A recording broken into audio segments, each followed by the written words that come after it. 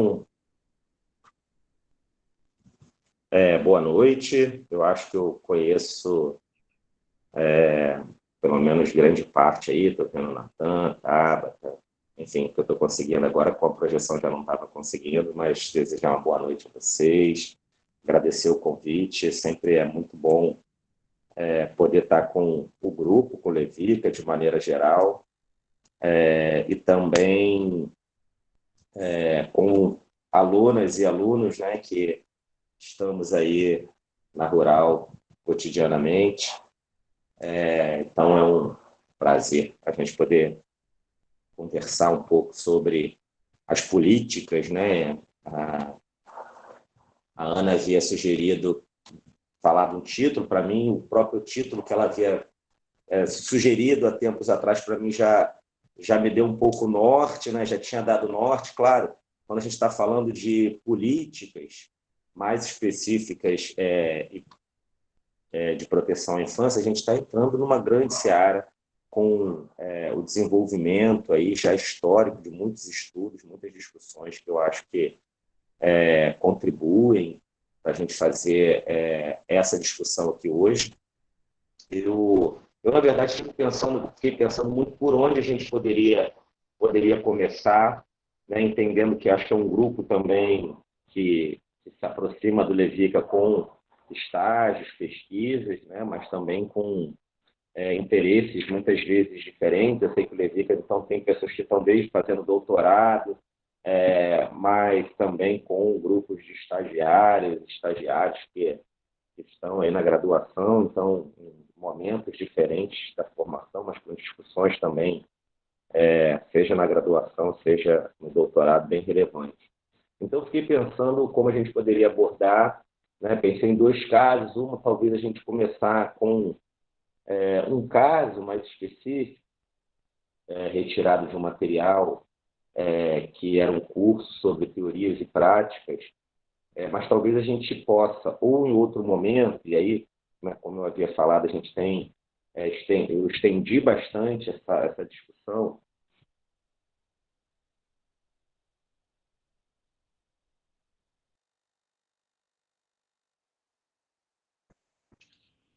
Marcelo, acho que o seu som sumiu. Meu som sumiu, vocês estão ouvindo agora? Voltou. Eu estava... porque eu liguei pelo celular agora, eu estou com os dois, eu não sei se isso vai funcionar muito bem, mas... deixa eu ver se eu consigo melhorar. Eu vou interromper, estou com algum problema aqui essas semanas também, eu acho que essa questão de chuva, toda a internet aqui tem... Vocês estão conseguindo me ouvir? Eu vou...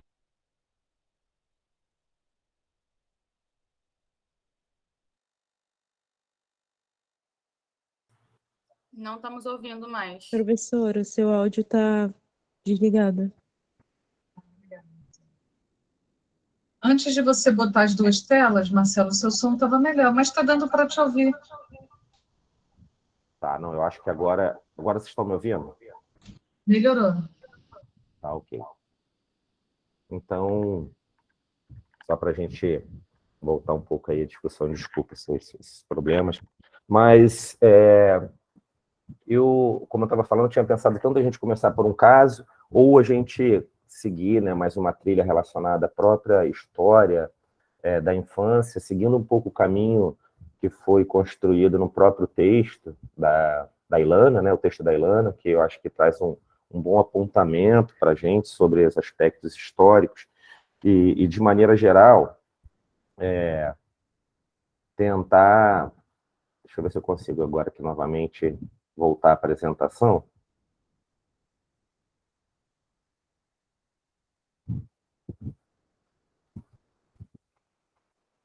Vocês me confirmem aí, por favor, se vocês estão conseguindo... Eu só não estou conseguindo ampliar a tela. Apareceu aqui. Apareceu? Ah. Então, gente, eu já até usei, né, em outros momentos essa foto, mas para a gente partir de um ponto aí que nos aproxime, né, dessa discussão, Deixa eu ver se eu consigo ampliar. Vocês conseguem ver ampliado agora? Não. Não está ampliado? Não, ainda está naquela página inicial. Só mais um momentinho só.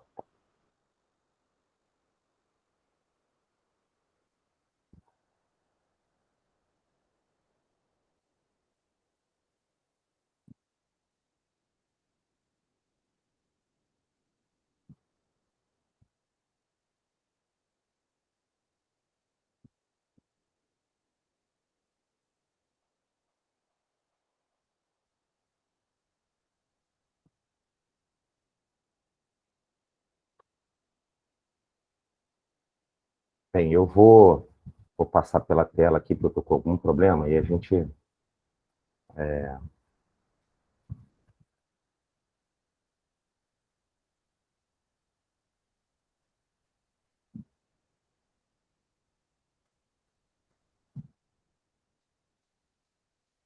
Bem, vamos lá. Então, agora vocês conseguem ver? Está compartilhando? Está compartilhado, mas Tá. não está a apresentação. Tá a tela pequena. O que eu queria começar com vocês é pensando um pouco sobre, antes da gente entrar necessariamente, porque isso reflete os modelos e políticas que nós temos sobre a proteção à infância e adolescência, é a gente tentar compreender o que a gente está chamando de infância e adolescência, principalmente a partir dessa concepção histórica, né? A partir de uma perspectiva histórica nessa compreensão. Eu acho que eu já mostrei, né, talvez em outros momentos para vocês, mas são dois quadros em que retratam dois momentos distintos. Eu acho que, observando um pouco esse retrato, eu acho que a gente consegue, de alguma maneira, compreender por onde a gente inicia essa discussão. Esse é o primeiro quadro. Esse é o segundo quadro. Eles são de momentos históricos diferentes, né?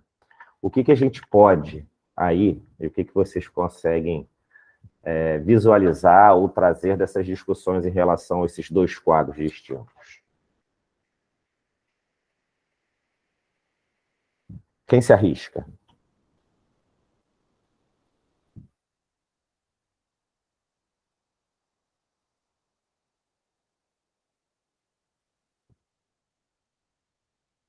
Ninguém? Vocês estão me ouvindo? Estamos.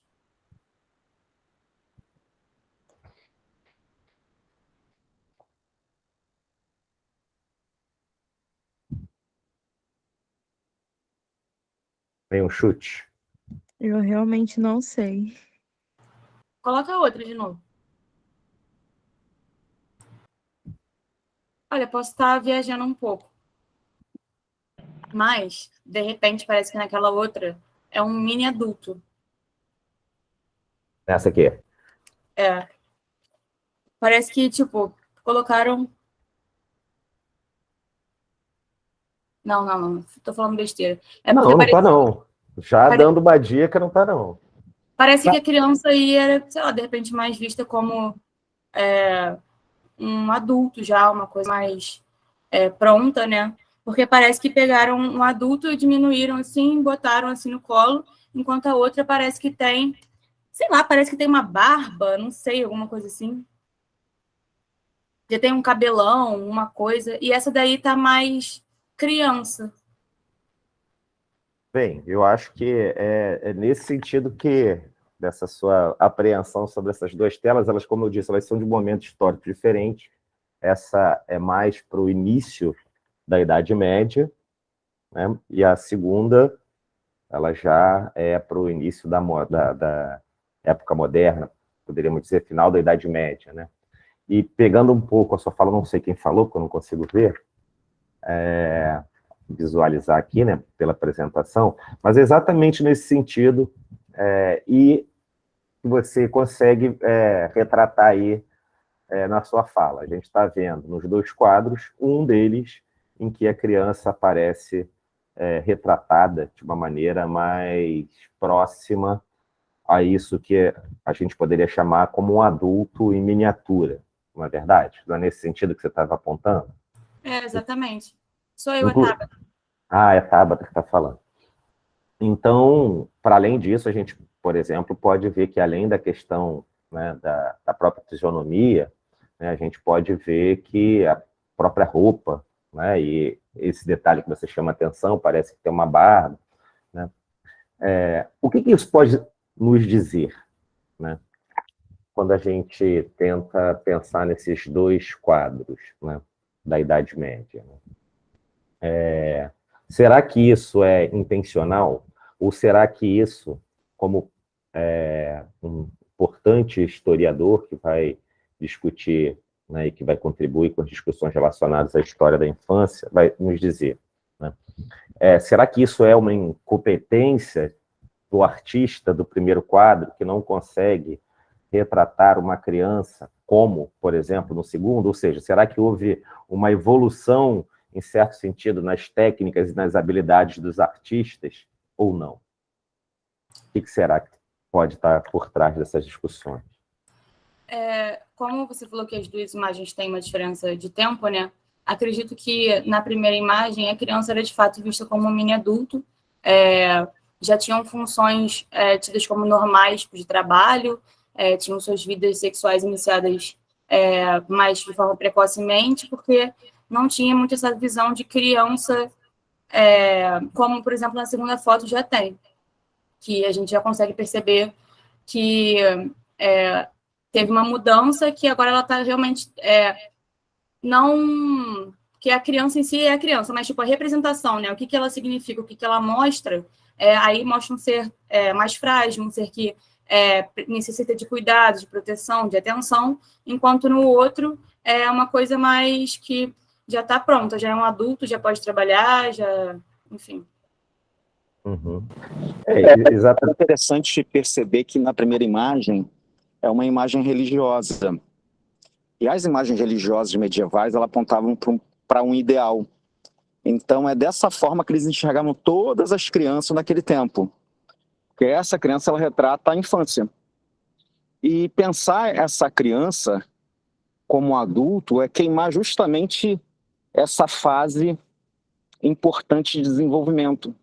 É como se essa criança ela tivesse dentro de si tudo que é necessário para que se tornasse um adulto mais tarde, que não fosse um processo de desenvolvimento, que dependesse do seu entorno.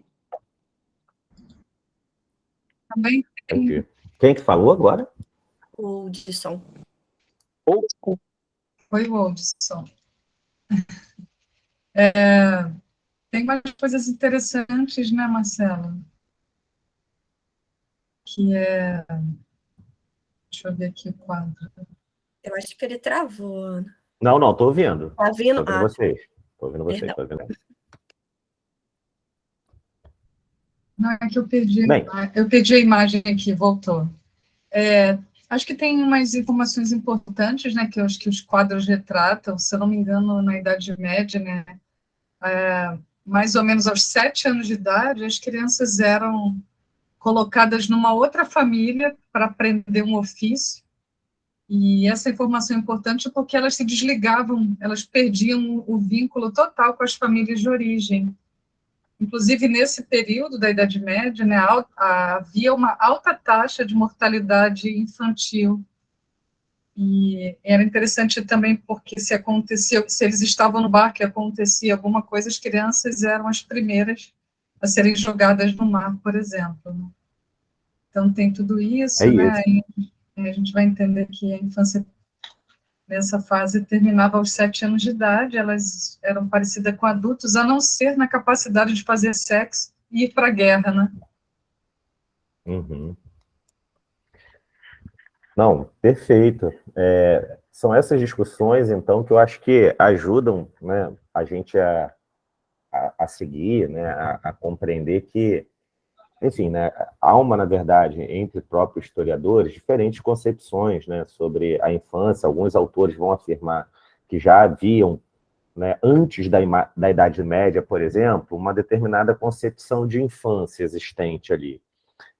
Outros, como, né, um clássico muito utilizado na psicologia,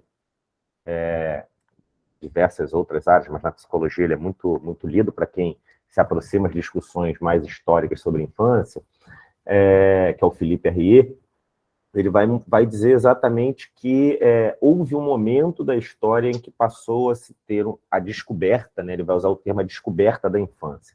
Em determinado momento, a infância ela passa a ser descoberta. E por que ela vai passar a ser descoberta, né?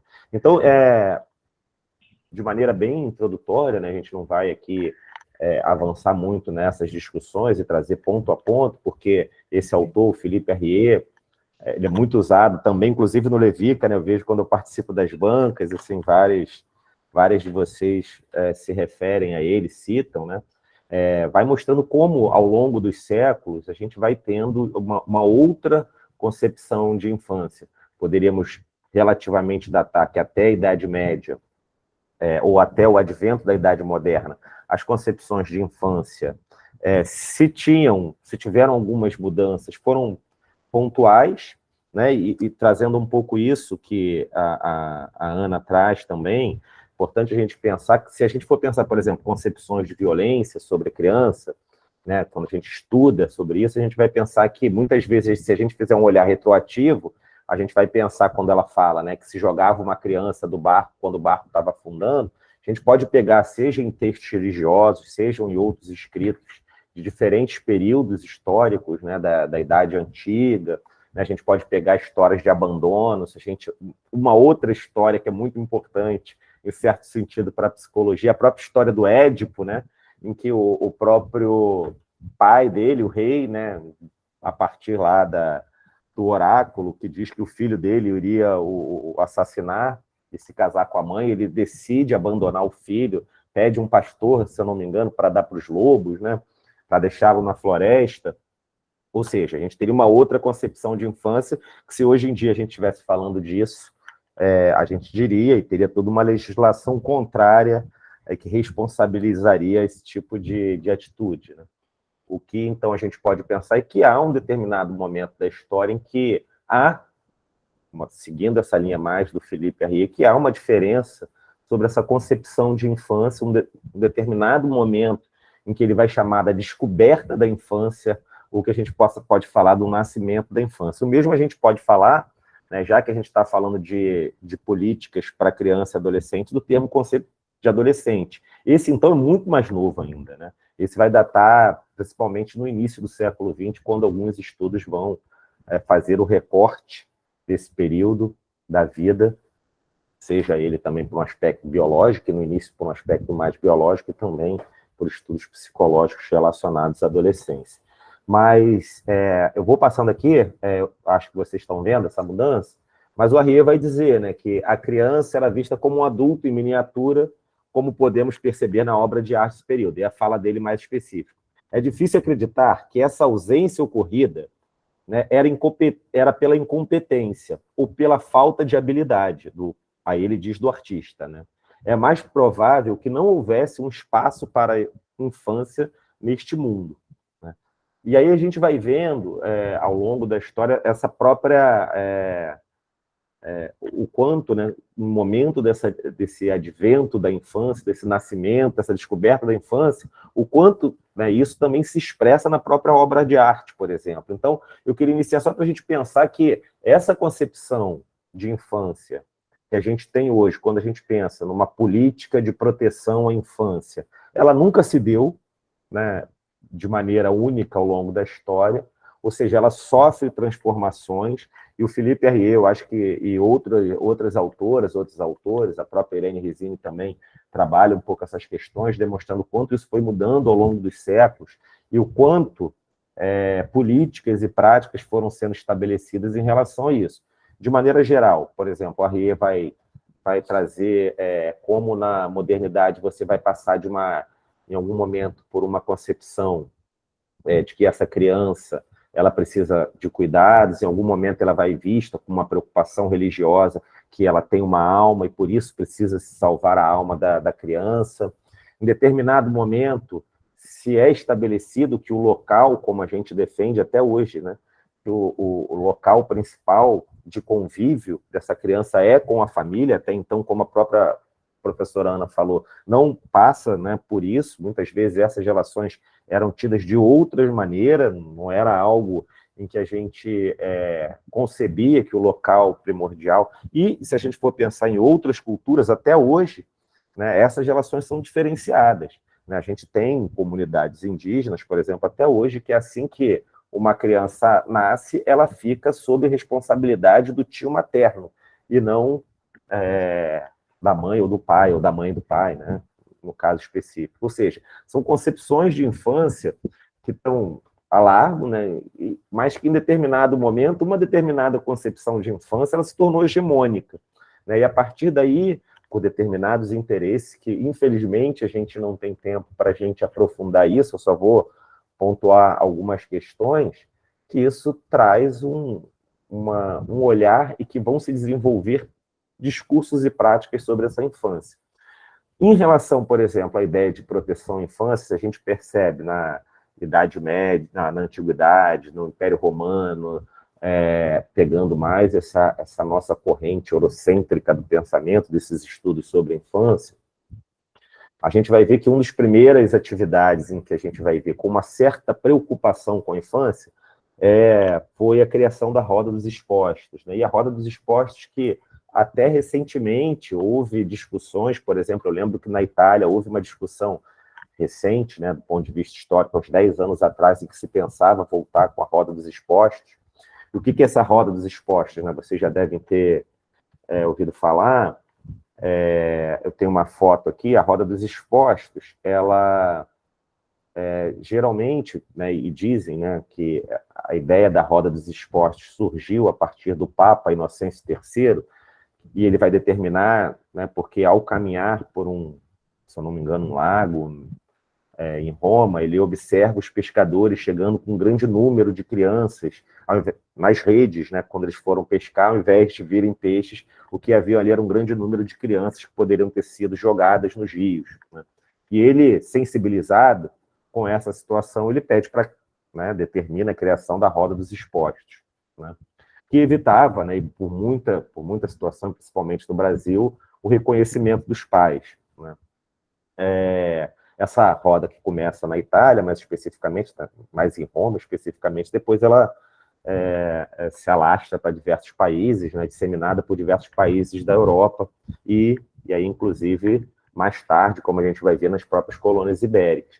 Trago esse ponto porque isso é visto por alguns como estudiosos, como um dos primeiros modelos de proteção que se foi pensado em relação à infância.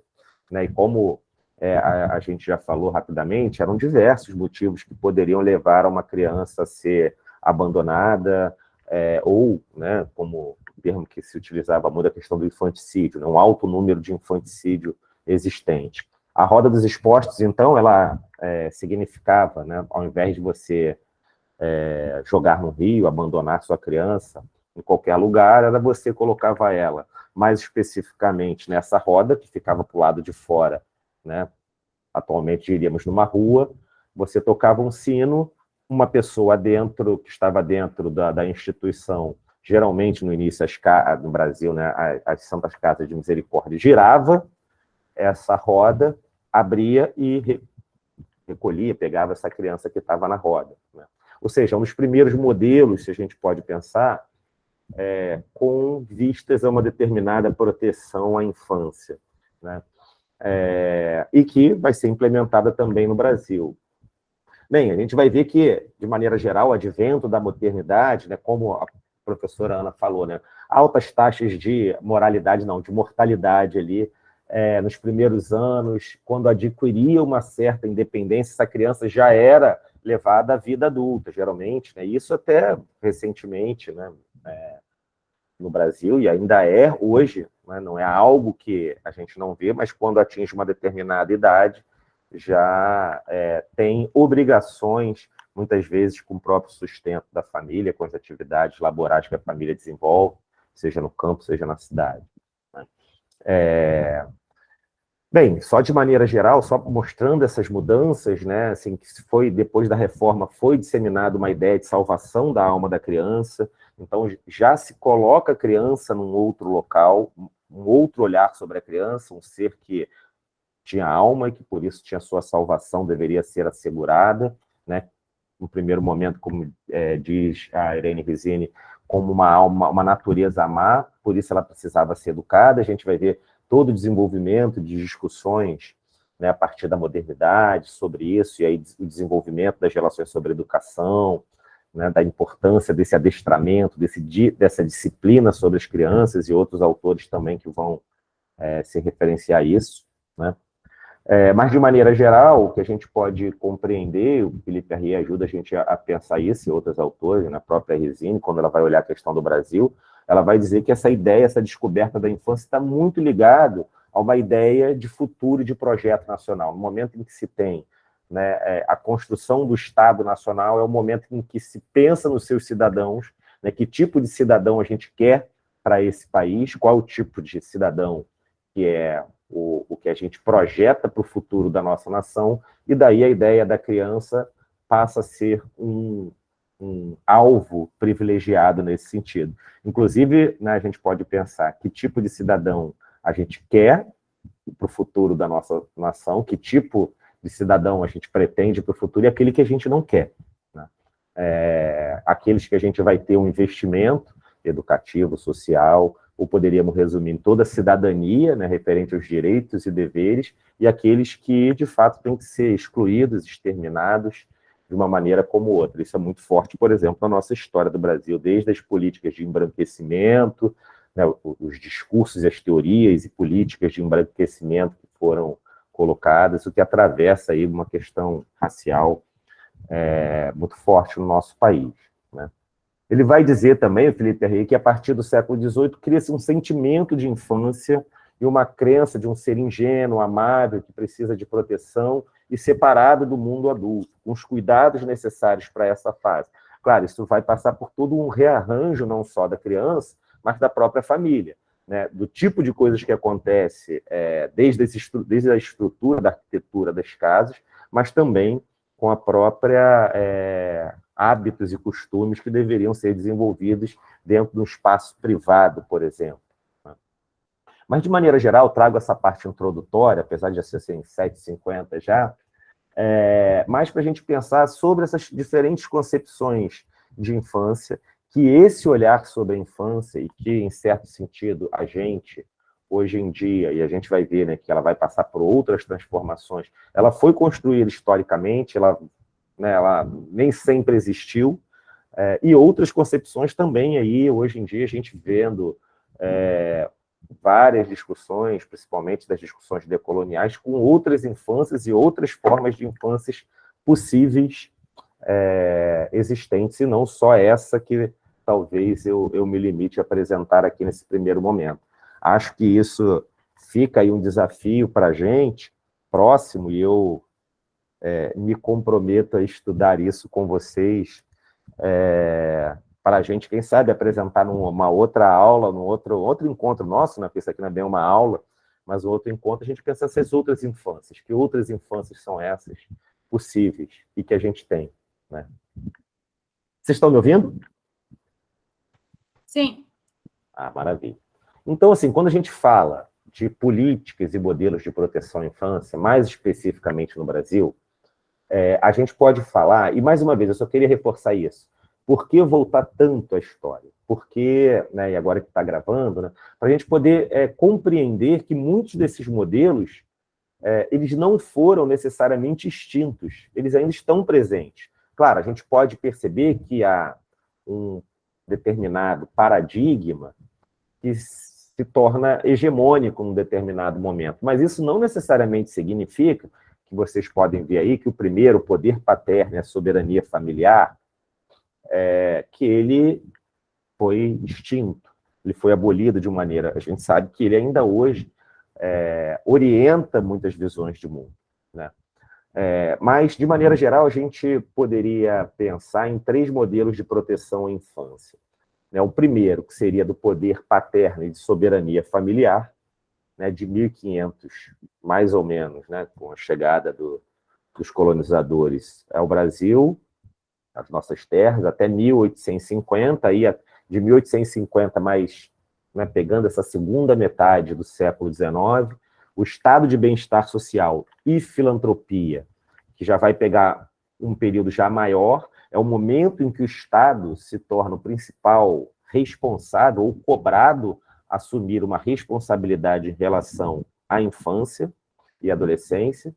E, por fim, a gente pode pensar um terceiro paradigma, que é aquele que é fundado, poderíamos dizer assim, a partir da Constituição Federal, em 1988, e mais especificamente com o Estatuto da Criança e do Adolescente, né?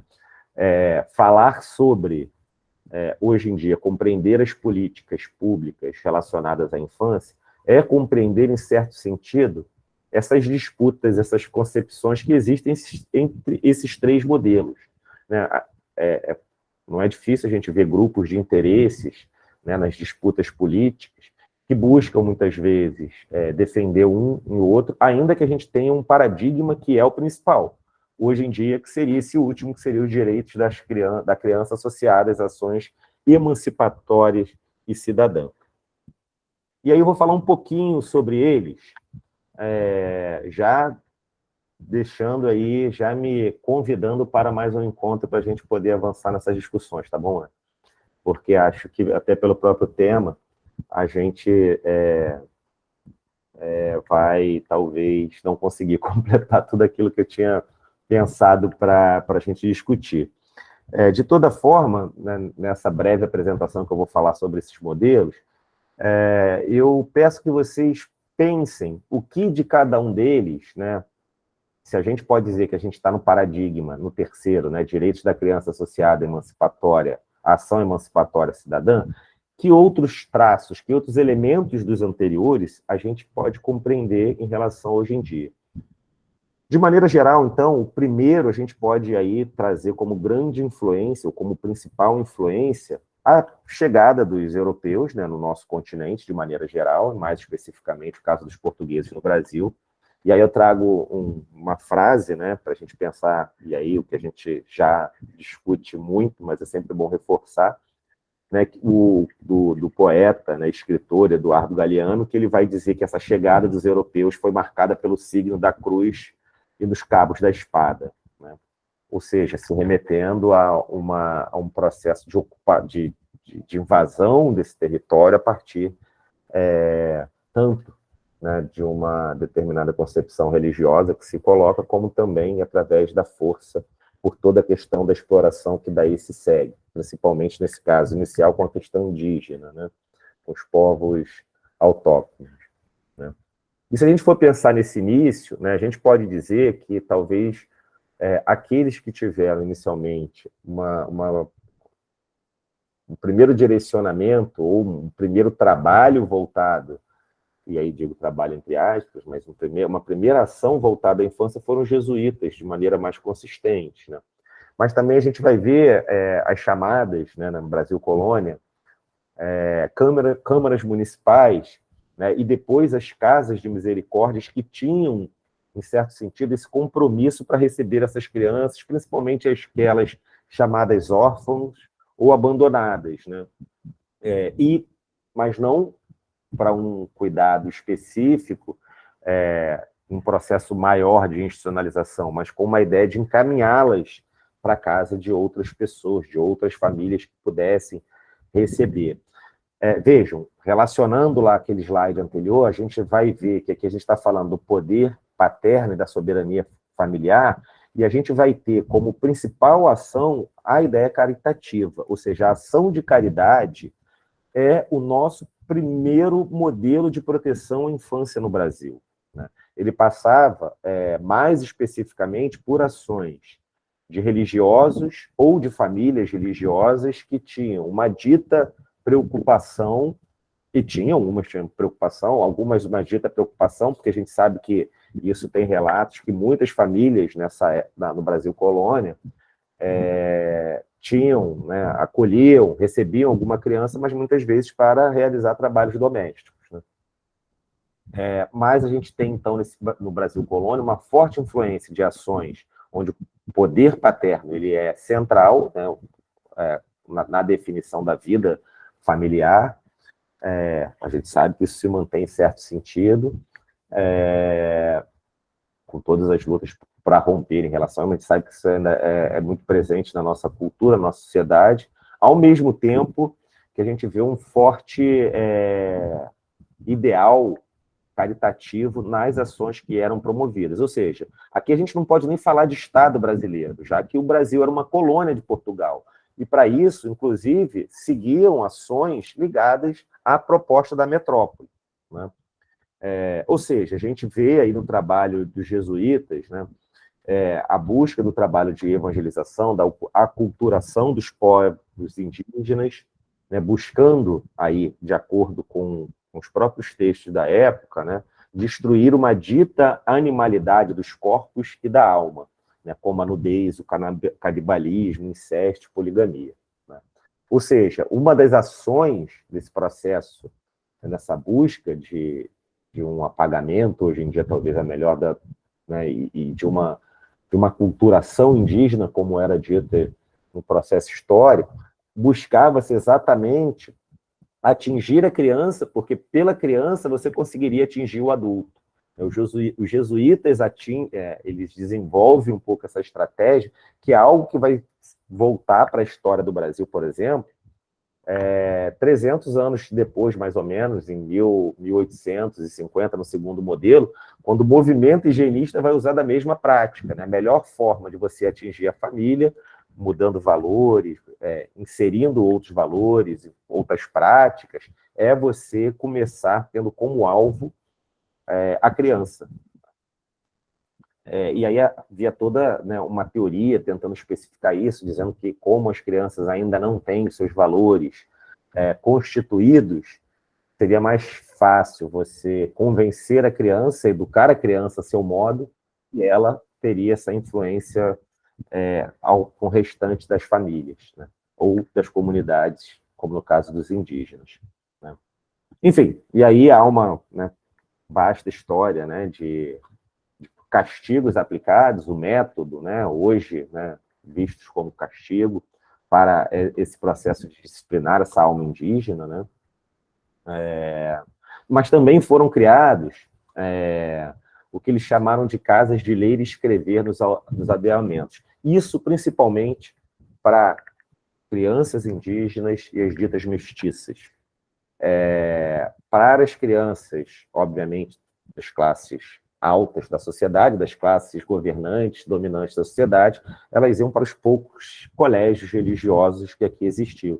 Ou seja, desde o início da nossa história, a gente pode ver essa divisão bem clara em relação à classe e aos grupos, etnias e raças aqui existentes, né?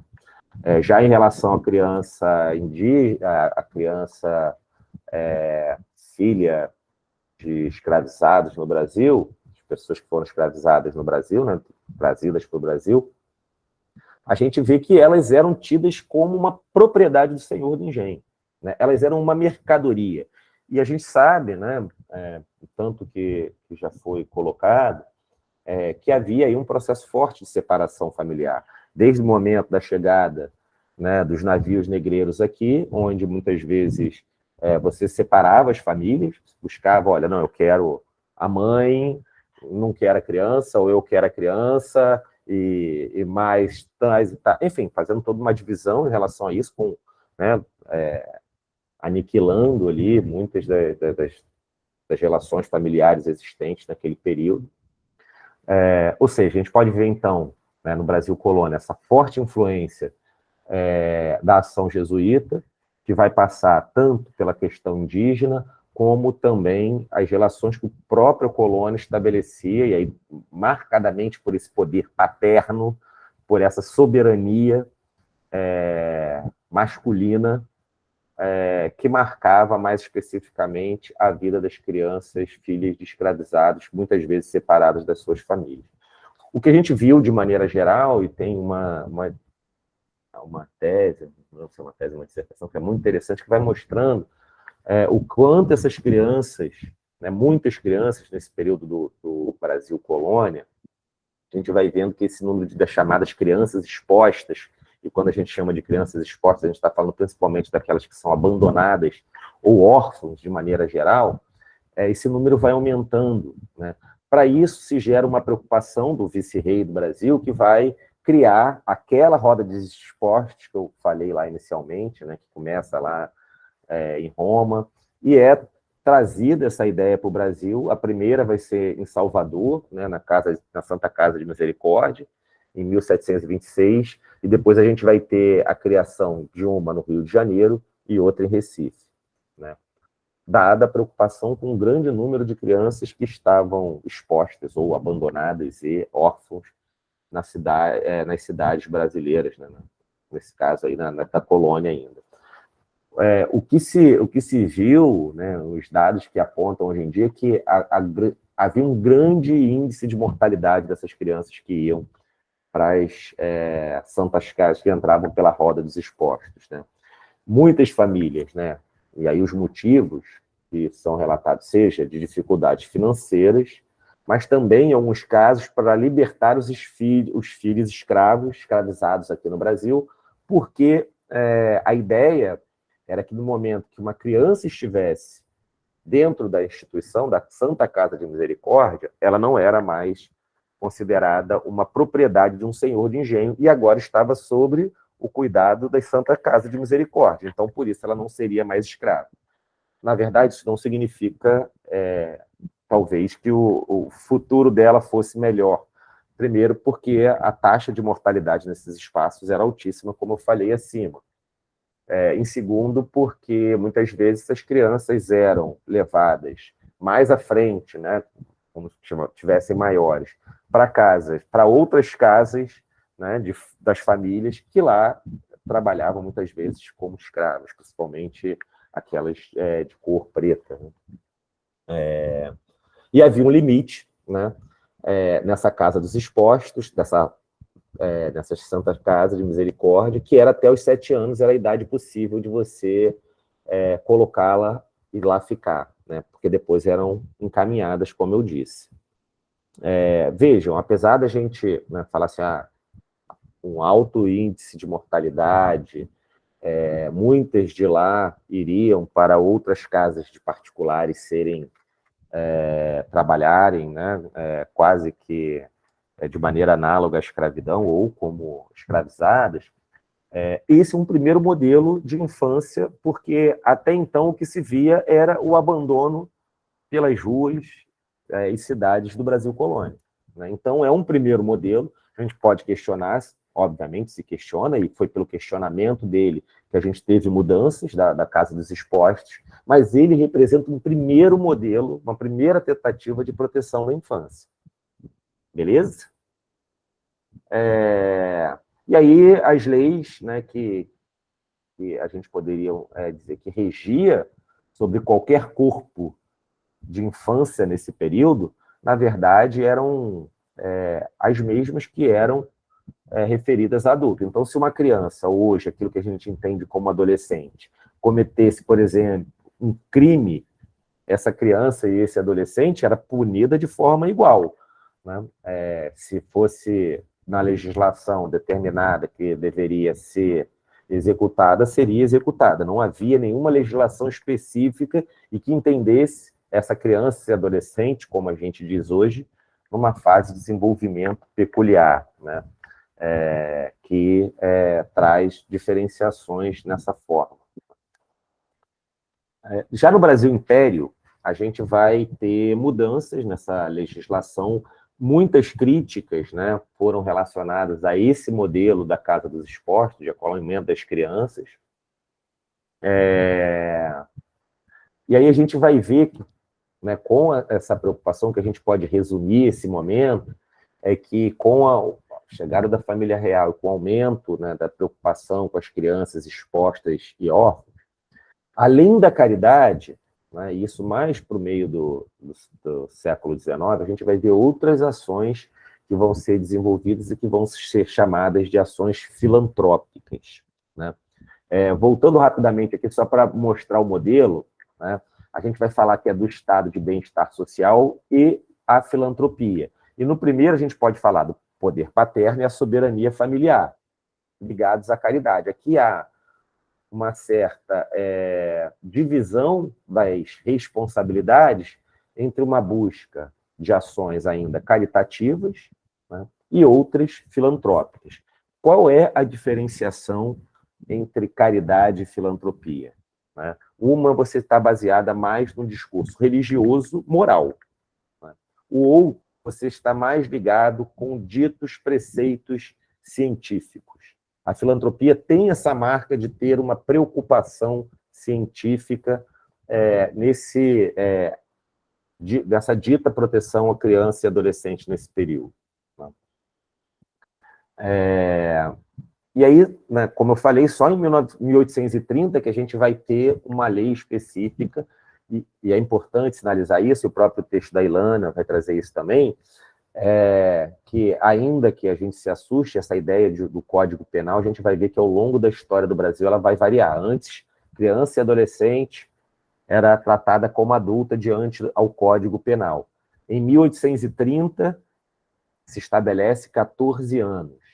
Ou seja, isso é importante porque já tem um primeiro movimento de entender um processo, em 1830, no Brasil, de sujeitos que têm diferenças com os adultos, uma determinada fase diferente. Então, a criança deveria ser vista de uma forma e, a partir dos 14 anos, poderia ser imputada as responsabilidades como um adulto. Né? E aí a gente vai ver, a partir de então, o processo que algumas autoras e autores, como a Irma e a Irene Rizzini, que vão dizer de uma história de institucionalização no Brasil. Né? O desenvolvimento aí de uma série de instituições que vão ser levadas a cabo com essa preocupação e cada vez mais responsabilizando o Estado, a sociedade pressionando para que o Estado desse conta, já que o número de crianças e adolescentes abandonadas, né, crianças expostas, como se chamavam, né, era crescente. Né? E isso, obviamente, como a gente sabe, isso está relacionado a outras questões como o crescimento urbano, em que há uma estratégia toda de tentar um controle sobre essa população e aí sobre as crianças e os adolescentes, principalmente nesse momento, aquelas expostas. É importante dizer, para a gente ver como esse período vai marcando uma diferenciação do que é a infância e do que é a fase adulta, é que essa divisão nas casas de correção, inclusive na ala psiquiátrica, né, que a gente tinha onde era o FRJ hoje em dia, a gente vai ver que só em 1850 vai começar a ter essas alas separadas. Uma ala é para criança, né, e uma ala são para os adultos. Ou dentro dos espaços de correção, chamado casas de correção, você vai ter uma ala, que é uma ala para a criança e outra para aqueles que são os maiores delinquentes, tendo uma certa divisão aí, marcando uma determinada diferenciação de uma relativa ideia de infância ainda. E aí a gente vai ver que no Brasil Império ainda, começa a se ter uma organização em relação a essa infância e o desenvolvimento de políticas que visam essa determinada ideia de um país que está nascendo e que precisa se desenvolver. Ainda que um império, mas que se tem essa preocupação, principalmente ligada ao ensino religioso, a uma determinada concepção religiosa ainda, né, buscando preservar os costumes.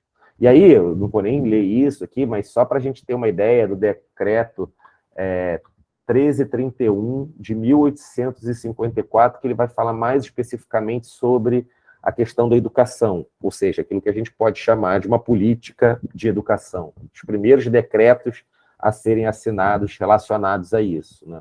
E aí vai falar, principalmente, eu vou mostrar aqui, né, que é como se o ensino fosse obrigatório para todas as crianças até os 12 anos, mas vejam, né, dentro desse decreto, o artigo 64. Né? O que ele vai dizer? Ele vai dizer que não serão admitidos à matrícula, nem poderão frequentar as escolas os meninos que padecem que padecerem moléstias contagiosas, os que não tiverem sido vacinados e os escravos. Ao ler esse artigo 64, pensar que era um determinado proposta de uma educação pública e gratuita para, não necessariamente gratuita, mas pública para todos, em que todos poderiam ter acesso, a gente tem um artigo que vai delimitar aqueles que não poderão ir, e, ao mesmo tempo, delimitar quem pode.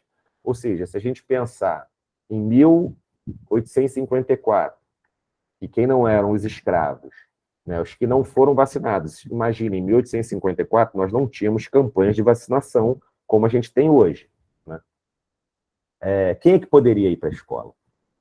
Ou seja, uma lei que marca, mais uma vez, né, nesse processo daquilo que a gente pode chamar de uma cidadania, que alguns autores vão chamar de uma cidadania negada, que vai marcar exatamente quem pode acessar e quem não pode acessar, ou quem pode ser considerado um cidadão e quem não pode ser considerado um cidadão.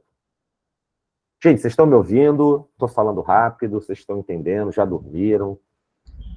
Tá ótimo, Tá Marcelo. ótimo. Beleza. Né? E aí, a partir de 1850, né, que é quando a gente começa a ver aquele modelo, né, e a gente, aqui, né, a gente vai falar, não dá para a gente detalhar todas as discussões relacionadas ao processo de abolição, por exemplo, de transformações que aconteceram no Brasil, mas a gente vai ter aí uma série de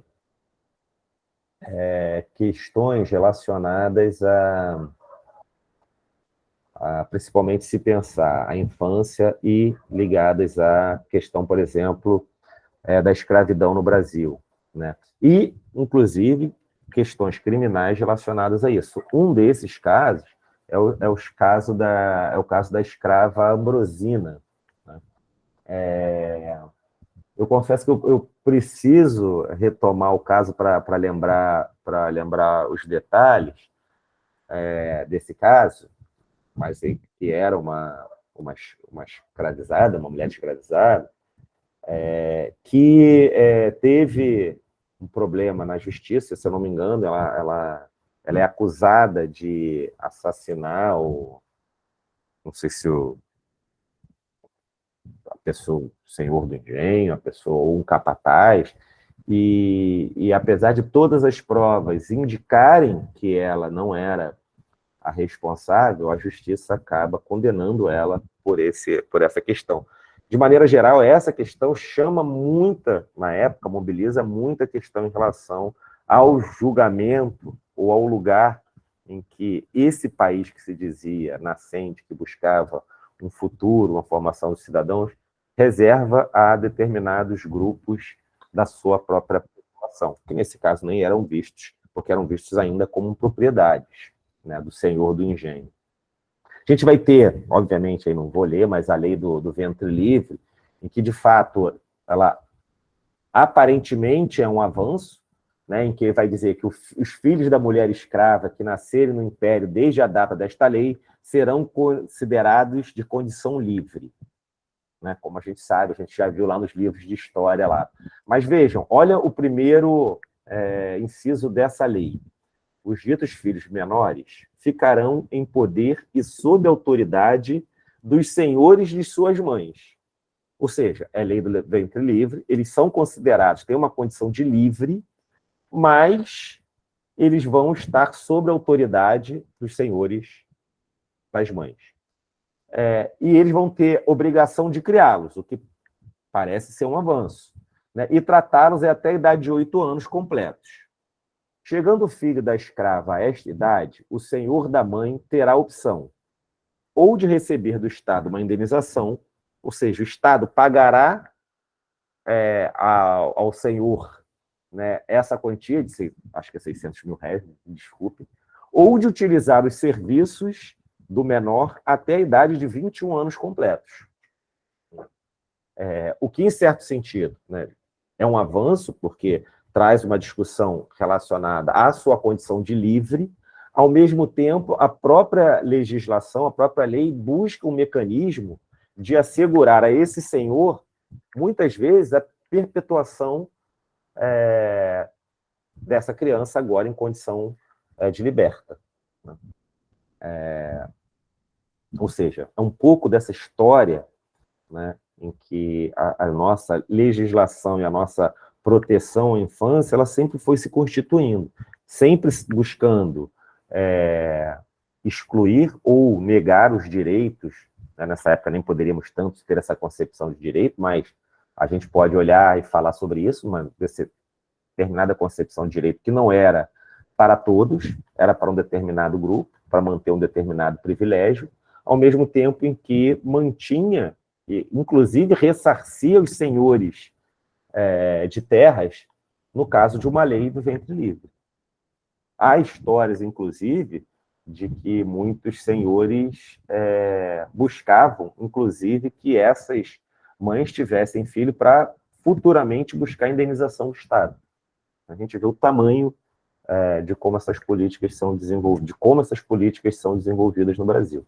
E aí, a gente tem um elemento que talvez seja central para a compreensão, né, desse segundo modelo de bem-estar social e filantropia, e que vai trazer suas marcas profundas até hoje, que é a ideia de uma associação entre pobreza e criminalidade, o controle dessa dita classe perigosa, né? Tem uma professora que desenvolve, a professora Cecília Coimbra, que desenvolve um trabalho em que ela desenvolve esse termo, né, das chamadas classes perigosas, em que a gente vai observar, com o crescimento urbano, crescimento das cidades, com o processo que se aproximava cada vez maior do fim da escravidão no Brasil, a busca para você estabelecer mecanismos de controle dessa população, né, principalmente aí da população negra, né, que dentro desse projeto de país, era vista como uma ameaça. Né? Um primeiro movimento, como, né, vocês já devem ter estudado aí em outras disciplinas ou em outras leituras que já fizeram, uma política declarada de branqueamento, né, de embranquecimento da população, com discursos, né, daí, Nina Rodrigues, os grandes defensores, políticas eugênicas, né, em que buscavam, de fato, o embranquecimento dessa população do Brasil de maneira geral, porque consideravam que isso era determinante, né, já que o negro era visto como inferior, então a criança negra era inferior, e toda a população negra era vista como inferior, e o motivo do atraso do país ainda estava relacionado a isso. Né? O que dessa discussão é que uma série de observar, para quem tiver interesse, observar os discursos dos legisladores do final do século, a partir de 1850, mas mais no final do século, quando esse discurso ele é muito presente, buscando intensificar leis e inclusive regulando a vida das populações pobres no Brasil, como a gente sabe, tem um recorte racial histórico, né? Não exclusivamente, mas majoritariamente, com esse recorte de classe. Nesse momento, a gente vai ver, então, que vai sair cada vez mais uma preocupação, não significa que vai acabar, mas que vai sair cada vez mais uma preocupação da proteção à infância por um modelo religioso para reivindicar que o Estado assuma isso e, principalmente, que a justiça assuma a sua competência em relação a determinar o futuro dessa infância pobre no Brasil. Ou seja, é quase que uma migração, né, ou uma competência que é atribuída à justiça para que ela comece a se debruçar sobre as questões relacionadas a essa associação entre pobreza e criminalidade. Daí, né, já adiantando, a gente vai ver, por exemplo, a construção, mais à frente, né, nesse período, do termo menor. Né? Não à toa, até hoje, a gente vê, eu sempre falo isso lá nas minhas aulas, quando a gente está discutindo essa questão, não é difícil a gente olhar uma reportagem em que é só jogar no Google aí, para quem tiver interesse, em que vai dizer menor mata adolescente. Ou seja, aí é uma construção que se deu no século XIX, que até hoje a gente ainda caminha pelo Brasil e ainda há juizados que têm placas chamados juizados de menores. ainda locais que você conversa com profissionais que eles vão dizer, eu trabalho no juizado de menores.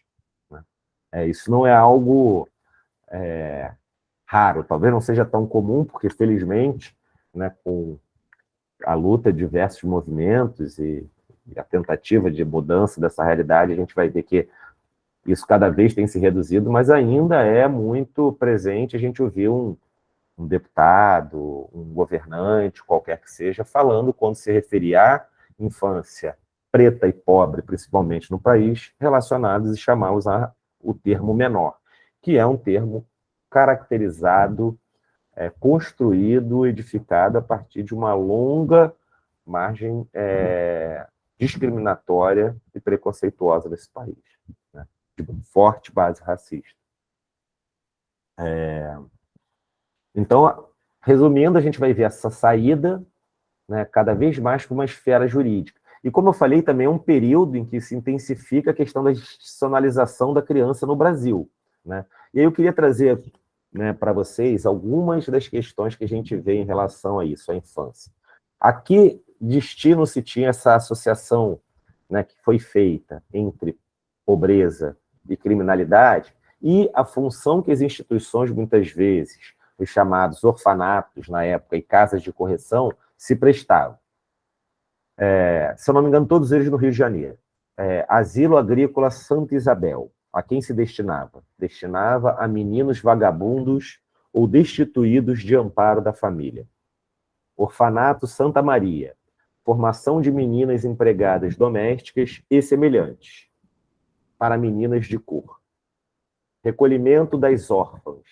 Recolher e educar órfãs, filhas de legítimo matrimônio, também criar para a sociedade mulheres estimáveis por suas virtudes domésticas.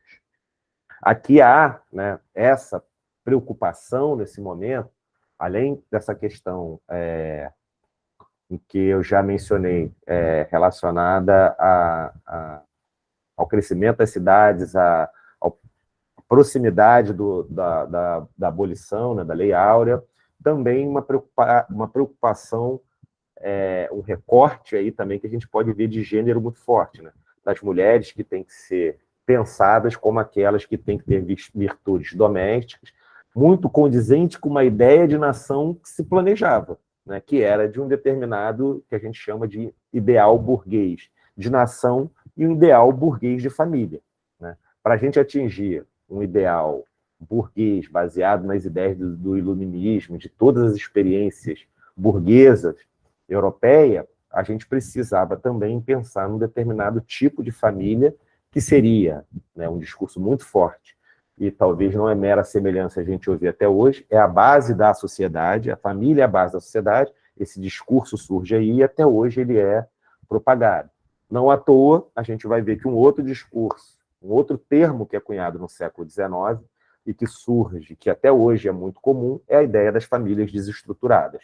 Ou seja, a família que não segue um determinado modelo tido como ideal, tido como certo, ela é tida como uma família desestruturada. É verdade que esse termo, hoje em dia, passa por outras modificações também, né? Mas muito da raiz desse termo, da concepção que leva, é isso, né? É a dita família desestruturada ou uma família ideal a qual se espelhar.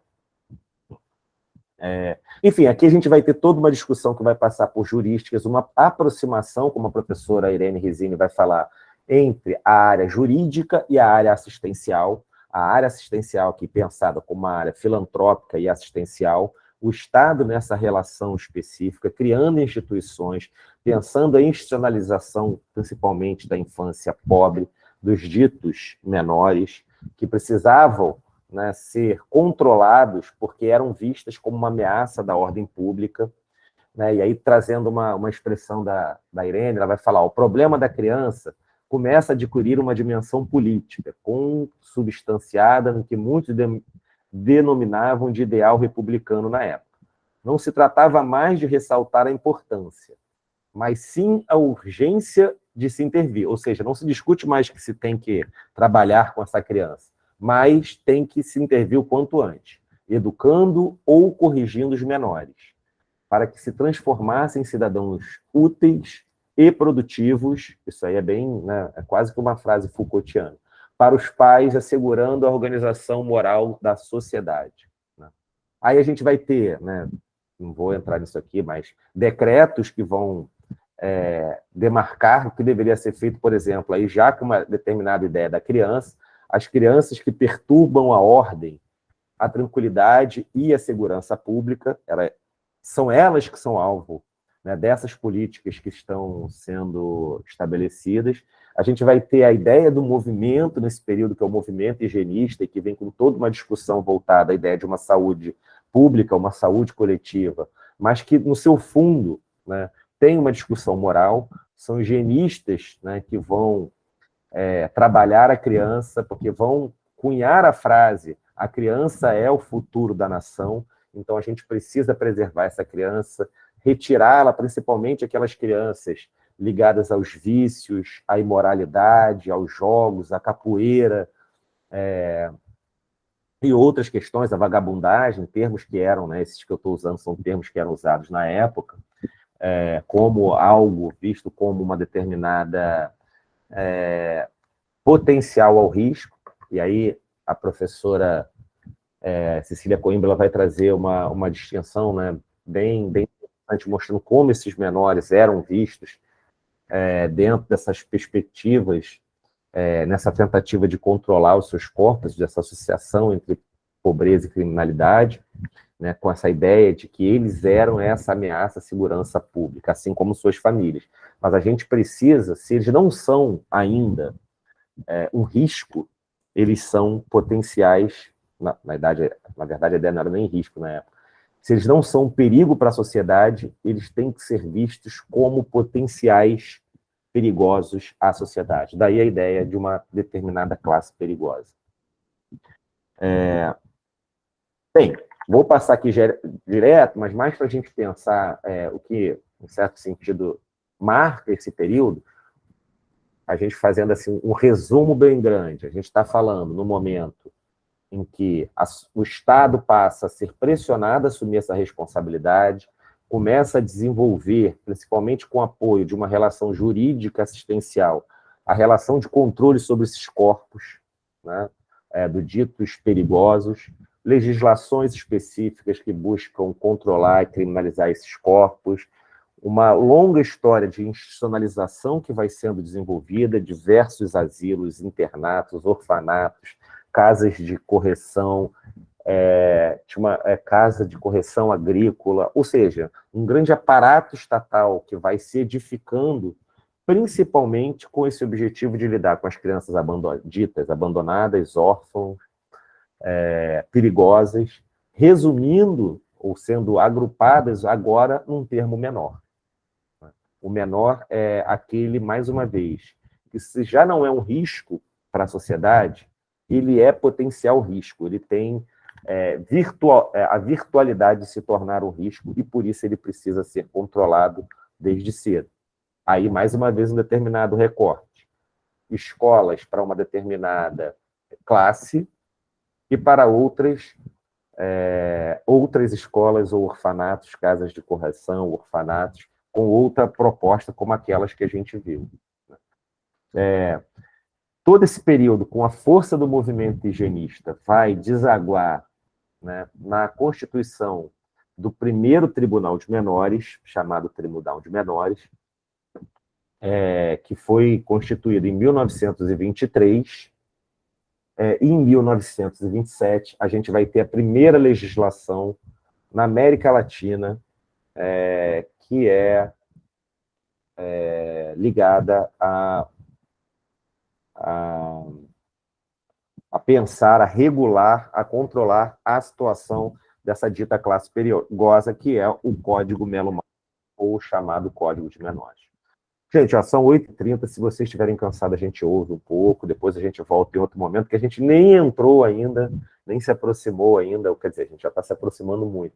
A gente já falou de 400 anos praticamente aqui em uma hora, mas a gente também pode, como eu já falei, já me disponho a gente voltar a discutir e desdobrando essas questões, caso vocês considerem importante.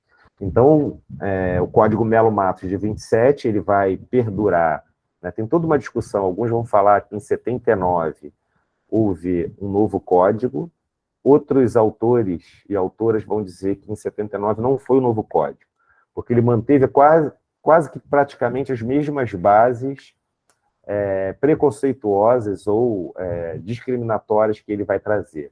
Porque quando a gente fala de menor, mais uma vez, a gente está falando de um determinado... Nós sabemos quem é, né?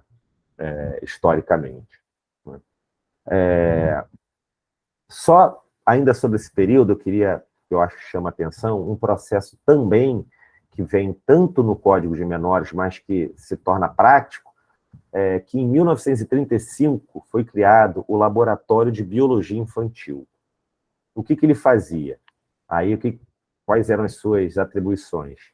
Exames físicos, mentais e sociais para investigar as causas que levam a criança ao vício e ao crime, apurando a influência do meio e das taras hereditárias.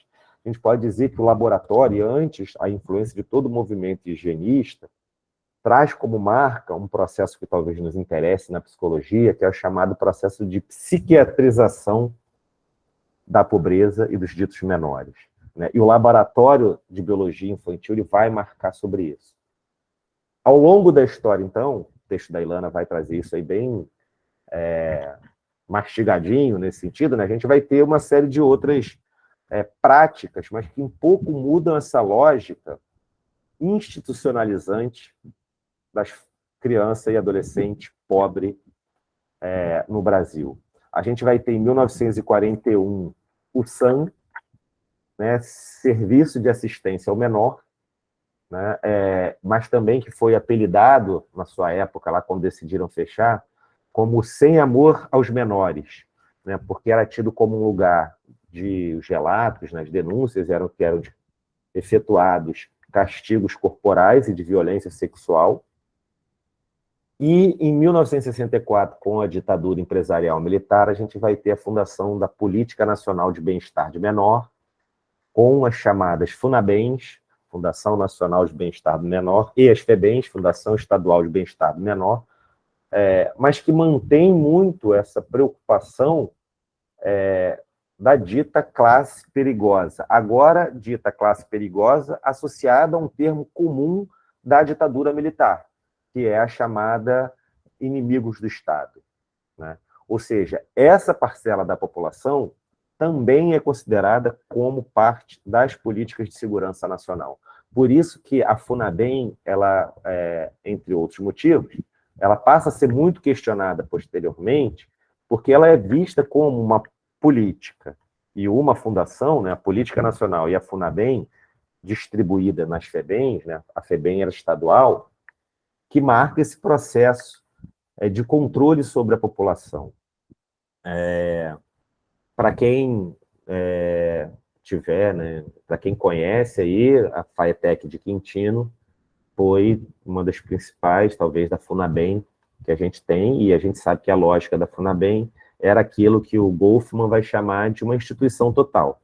Ali você não saía para nada, porque ali você tinha uma capela, onde você ia para uma determinada religião, ali você tinha um posto de saúde, ali você tinha educação, ou seja, você estava confinado dentro de uma proposta institucionalizante da infância pobre do Brasil.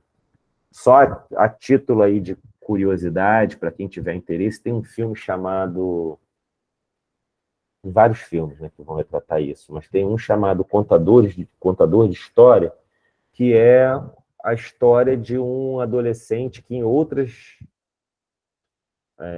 entre outras questões que o filme vai apresentar, ele também teve a sua vivência numa FUNABEM e vai mostrar como havia uma campanha na época para que as famílias doassem, quer dizer, entregassem os seus filhos para serem bons cidadãos, agora não me engano se eram para serem militares, e eles iriam ficar na FUNABEM e o Estado se responsabilizaria por eles, né? E aí, na história desse filme, a mãe dele, acreditando que ele teria um futuro melhor do que aquele que ela poderia dar, ela decide em levá-lo à FUNABEM. Aí depois tem toda a trama do filme relacionada a isso. Para quem tiver curiosidade, vale a pena essa leitura. De 1964, então, esse período da ditadura empresarial militar, a gente vai ter um processo, né, já mais para o final, de enfrentamento, de luta e de questões relacionadas a isso. Um primeiro movimento vai ser a reformulação do Código de 79, que já tinha tentado ser feito antes, mas que não foi para frente. Esse Código de Menores, na verdade, ele foi considerado um retrocesso em vários aspectos, porque ele colocou a situação do dito menor numa situação pior do que a de um criminoso adulto. Ele instituía a chamada prisão provisória, então era possível que um determinado policial passasse e visse um adolescente, uma criança na rua, né, e a gente sabe que ele olharia para uma determinada criança, ou, né, para o menor, né, para usar o termo que se... Né, uma criança... principalmente, ou geralmente, preta, negra, e poderia ser decretada ali a sua prisão, sem necessariamente estar fazendo nada. A gente sabe que isso aconteceu ao longo da história, né? Mas aqui a lei determinava isso. Ou seja, vejam, que modelo de proteção é esse de infância que estava sendo defendido com essa reformulação do Código de 79? Só para a gente puxar o fio. Primeiro código, em 1927, né, o Código Melo Matos, que foi o primeiro juiz de direito de menores da América Latina, estabelece esse código, ele é o primeiro juiz, então tem esse código. Em 1979, entre 27 e pouco se muda, né, nas práticas relacionadas à infância, porque ainda é muito forte o processo de institucionalização. Em 79 se tenta uma reformulação desse código, mas a gente vê um certo retrocesso em alguns pontos do código. De maneira geral, a gente só vai ter uma ruptura aí significativa em 1988, com a luta, e aí por isso que eu botei como título aí, quando os novos personagens entram em cena, que é exatamente com a mobilização tanto de enfrentamento, né, ao governo, à ditadura empresarial militar no Brasil, né, mas também diversos grupos, né, isso é um título de um livro que vai falar dos movimentos que surgiram na década de 70, meados da década de 70, início de 80, mostrando como diversas questões foram sendo pautadas por diferentes movimentos, né? Aí a gente tem o movimento de carestia, logo depois a gente vai ver o nascimento do movimento Sem Terra, a gente vai ter o movimento do novo sindicalismo, a gente tem aí a fundação do PT nesse período, a gente tem o movimento, enfim, movimento de saúde, de educação popular em saúde, diversos movimentos que vão surgindo, inclusive um movimento que questiona a questão da infância ou aos ditos menores, né? Vejam, a frase que foi característica desse movimento foi: são 32 milhões de menores carentes no Brasil. Qual seria a proposta? Institucionalizar esses 32 milhões de menores carentes no Brasil? Então, toda essa luta, ela deságua, e aí a gente vai ter vários movimentos importantes, né? A gente vai ter o Movimento Nacional de Meninos e Meninas de Rua, que tem uma cena lindíssima, né? Que na Constituição eles ocupam o plenário da Câmara quando se tem a votação referentes aos seus direitos. Ou seja, é um momento de efervescência no Brasil, diferentes movimentos sociais, e muitos dos movimentos lutam pelos ditos menores, buscando uma outra concepção sobre a infância e adolescência. Felizmente, se consegue, a partir, né, de um projeto chamado da Criança e a Constituinte, né, no processo da construção com o fim da ditadura militar, de uma nova Constituição e de se pensar uma nova legislação ou novos direitos e, mais ainda, novas concepções de infância e adolescência diferente dessa que a gente viu historicamente, né? A gente consegue, com a Constituição Federal de 1988, o artigo 27, a luta desses movimentos conseguem conquistam, né, esse artigo 227, dizendo que é dever da família, da sociedade, do Estado. Vejam, isso não é só um artigo qualquer. É dever da família, da sociedade, do Estado assegurar a criança e o adolescente, vejam, não há mais o termo menor aqui, com absoluta prioridade, o direito à vida, à saúde, à alimentação, à educação, ao lazer, à profissionalização, à cultura, à dignidade, ao respeito, à liberdade e à convivência familiar e comunitária, além de colocá-los a salvo de toda forma de negligência, discriminação, exploração, violência, crueldade e opressão. As leis podem não dizer nada, mas esse artigo ele é até emocionante lê-lo, porque ele é fruto de uma luta, uma busca, né? Ele expressa a luta de muitos, ele expressa um rompimento de um histórico violento que a gente teve sobre a infância, de externalização da infância no Brasil, e traz, como a gente pode ver, aqui não há palavra menor, não é exatamente para um determinado público, a criança pobre, a criança negra, a criança indígena, a criança branca, envolve o Estado, a família e a sociedade como responsáveis por assegurar esse dinheiro, ou seja, ela vai ir como uma prioridade absoluta.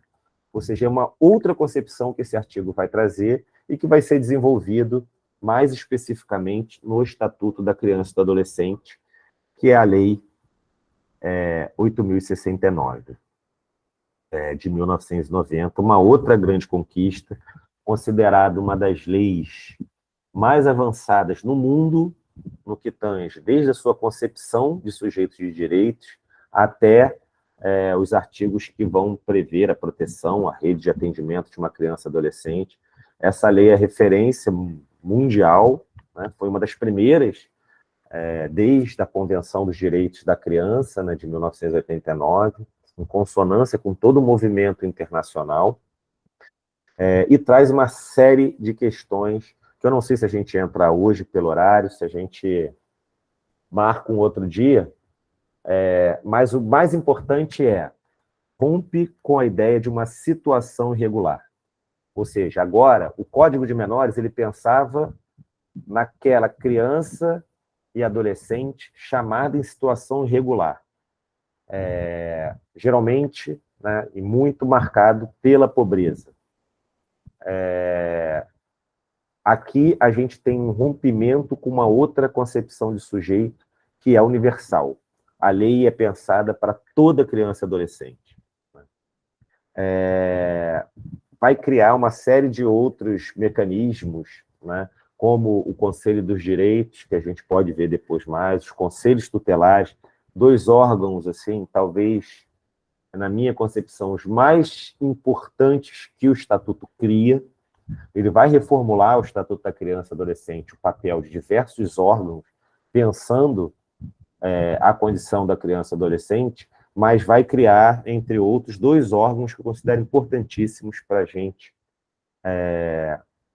nesse rompimento dessa visão menorista para uma visão de emancipação, de ação emancipatória dos direitos da criança e do adolescente, o que hoje a gente está voltando a chamar de direitos humanos das crianças e adolescentes.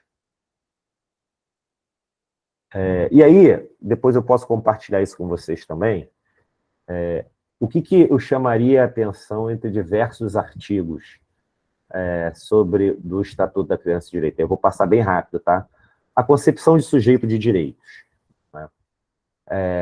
Que vai envolver como prioridade do Estado, da família e da sociedade. Vai dizer que as crianças e adolescentes gozam de todos os direitos fundamentais inerentes à pessoa humana, sem prejuízo à proteção integral atribuída pelo Estatuto. São assegurados todos os instrumentos necessários para o seu desenvolvimento físico, mental, moral e espiritual, em condições de respeito, liberdade e dignidade. Um outro termo, o primeiro seria de sujeitos de direito, a doutrina de proteção integral, a criança agora passa a ser vista como prioridade absoluta, e o outro é a condição peculiar de pessoa em desenvolvimento. A gente pode discutir tudo que a gente quiser sobre política infanto-juvenil, política destinada à criança e adolescente no Brasil hoje, com essa ruptura que o Estatuto da Criança e Adolescente traz. Mas se a gente não entender o que é cada um desses pressupostos que embasam o Estatuto da Criança e Adolescente, a gente pouco vai entender o que essas políticas trazem de diferente, ou o que elas podem, ou o que a gente não pode voltar, retroceder para a gente compreender. São esses 4 termos: sujeito de direitos, doutrina de proteção integral, a ideia de uma prioridade absoluta e a condição peculiar de desenvolvimento peculiar. Elas vão marcar, né, esses pontos do sujeito de direito, eu já falei. A doutrina de proteção integral vai dizer que significa direitos especiais e específicos por ser a criança e o adolescente pessoa em condição peculiar de desenvolvimento. Então, quando alguém fala assim, uma criança de 14 anos tem que reduzir a maioridade penal, né? Esse é um artigo, essa concepção traz isso. Ela está porque cometeu um ato infracional. O que significa isso? Ela tem direitos especiais e específicos porque ela está numa condição peculiar de desenvolvimento. Quando alguém tranca a porta de quando bota uma tranca num determinado serviço de acolhimento, né, ela não compreende que há ali direitos especiais e específicos dessa criança e adolescente, que ela está numa condição de desenvolvimento. Né? Por mais que, muitas vezes, pode até saber disso, mas, na prática, isso não é pensado. Né? Ela tem direitos fundamentais até os 18 anos. Né? Já a prioridade, ela tem prioridade absoluta, ela tem primazia de receber proteção e socorro em quaisquer circunstâncias. Precedência do atendimento nos serviços públicos ou de relevância pública. Preferência na formulação e na execução das políticas sociais públicas. Ou seja, sempre que a gente fala em política pública, política social, criança e adolescente tem a preferência e deve ser dada toda a preferência, a primazia na constituição de políticas porque estamos pensando no seu desenvolvimento peculiar, desenvolvimento. E aí, obviamente, é necessário políticas públicas e é necessário recursos para que essa proteção à infância e adolescente ela seja implementada. Por fim, né, a condição peculiar de pessoa em desenvolvimento está relacionada ao quê? Não tem acesso ao conhecimento pleno de seus direitos. Não atingiram condições de defender seus direitos frente às omissões e transgressões capazes de violá-las. Não contam com meios próprios para arcar com a satisfação de suas necessidades básicas. Não podem responder pelo cumprimento das leis e deveres e obrigações inerentes à cidadania, da mesma forma que o adulto, por se tratar de seres em pleno desenvolvimento físico, cognitivo, emocional e social, têm restrições ao exercício consciente e responsável da liberdade. Gente, até pelo horário que havia sido... Eu falo pra caramba, eu vou até 2 horas da manhã, mas até pelo horário que havia, pensando aí no que havia sido combinado, talvez esse seja o recheio principal, ou talvez esse seja o marco principal para a gente compreender quando a gente fala em política infanto-juvenil, ou política para criança e adolescente no Brasil hoje. Né? Só que ele é extenso. Eu acho que conhecer o sistema de garantia de direitos é fundamental, porque muitas vezes a gente se dedica a um determinado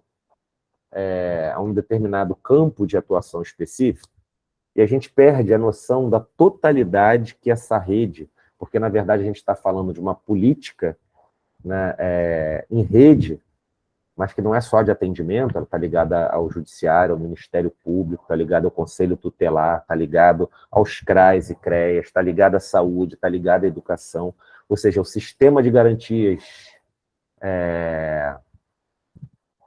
de direitos das crianças e adolescentes, que foi, por muito tempo os profissionais falavam muito disso, mas nunca houve uma resolução específica, né? Ela foi acontecer, né, em algumas resoluções pontuais. Em 2013 se estabelece o que é esse sistema de garantia dos direitos. Ela tem uma relação com a chamada rede socioprotetiva ou socioassistencial da assistência social? Tem, não tem só uma relação, ela também é composta por N. Mas se a gente, por exemplo, frisar só na assistência, a gente está limitando a uma discussão para entender o sistema, que o judiciário tem um papel importante, que o Ministério Público tem um papel de zelar pelos direitos da criança e do adolescente, que a Defensoria Pública ela está disponível para qualquer criança e adolescente, para qualquer cidadão, mas qualquer criança e adolescente que não tenha condições de pagar por um profissional específico do direito, advogado, para representar os seus direitos. A gente tem que pensar que existe, ou deveria existir, uma prática, né, não só existir, mas uma polícia especializada, chamada DPCA, né, Delegacias de Polícias de Proteção à Criança e Adolescente, que deveria dar um atendimento qualificado a um ser que está em condição de peculiar de desenvolvimento. Né? A gente tem que entender o que é o conselho tutelar dentro disso. Porque se a gente pensar só o papel do CRAS e CREAS, que é e aí vem minha crítica de maneira geral, a forma com que a gente tem olhado, eu acho que o CRAS e o CREAS têm um papel fundamental, importantíssimo, mas o sistema é para, justamente como diz o nome, é pensar um sistema. Né? E claro, em casos de maior complexidade, toda essa rede é acionada. Há casos que o próprio Conselho Tutelar pode resolver diretamente com a escola, pode resolver com a família. Há casos de maior complexidade que não é possível. Né? É necessário articulação com a autoridade judicial, às vezes com o Ministério Público, às vezes com o CRAS ou com o CREAS, às vezes com a saúde, com toda uma gama de instituições, porque não é para pensar, como muitas vezes tem se tornado, que o problema dos direitos da criança e do adolescente está na assistência, ou que as soluções estão só na assistência, porque a gente está falando de um sistema de garantias. Não cumpri com aquilo que a professora Ana me pediu, nem sei se vocês estão me ouvindo ainda, espero. Mas desde já, mais uma vez, me disponibilizo a gente continuar, já está tudo preparado, que a gente possa conhecer esses atores, que a gente possa conhecer um pouco o que o CRAS e o CREAS pode contribuir, o que o judiciário, por exemplo, qual o papel que é pensado para o sistema de justiça e para as outras áreas referentes a esse sistema de garantias de direito e as políticas que dele, até hoje, com todos os avanços e com todos os retrocessos, principalmente nos últimos 4 anos, que eles...